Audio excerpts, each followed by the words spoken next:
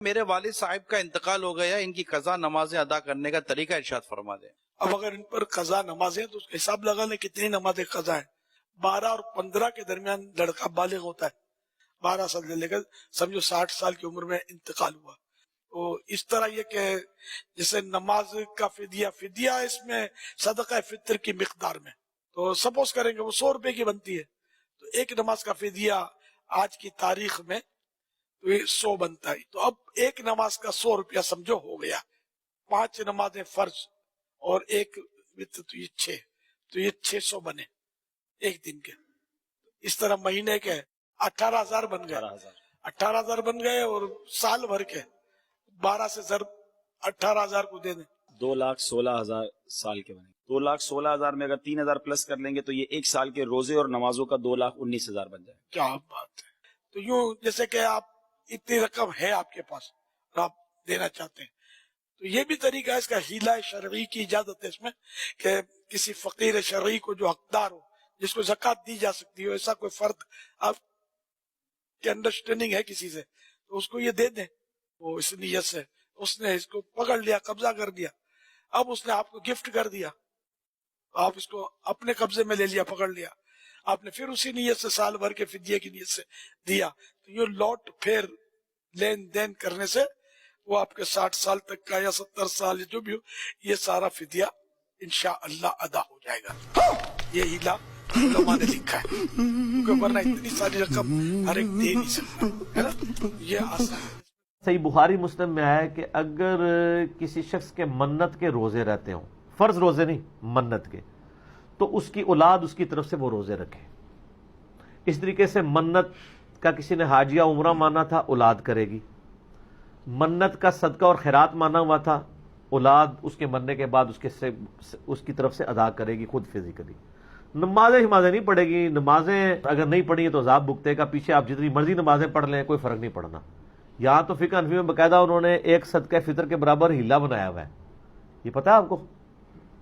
وہ کہتے ہیں جی ابا جی مر جانا اور ابے کے ذمہ سپوز 50 سال کی نمازیں ہیں، تو کہتے ہیں 50 سال کے آپ 365 دن بنائیں اور روزانہ کی 5 نمازیں ملٹیپلائی کر کے ایک ڈیجٹ نکلے گا، فی نماز ایک صدقہ فطر، ٹھیک ہے جی، اور 2.5 کلو گندم، اس کے عوض ایک نماز معاف ہو جائے گی، وہ آپ نے یعنی مسجد میں مدرسے میں آپ نے گفٹ کرنا ہے۔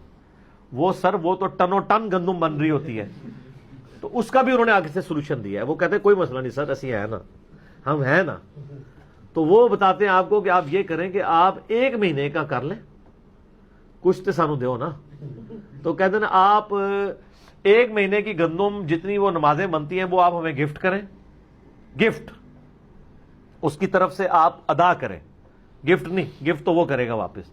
وہ کہیں جی میرے ابا جی کی 8 سے جو 30 سال پہلے مہینے کی نماز چھوٹی تھی نا، اس پورے مہینے کا صدقہ فطر آپ کے لیے۔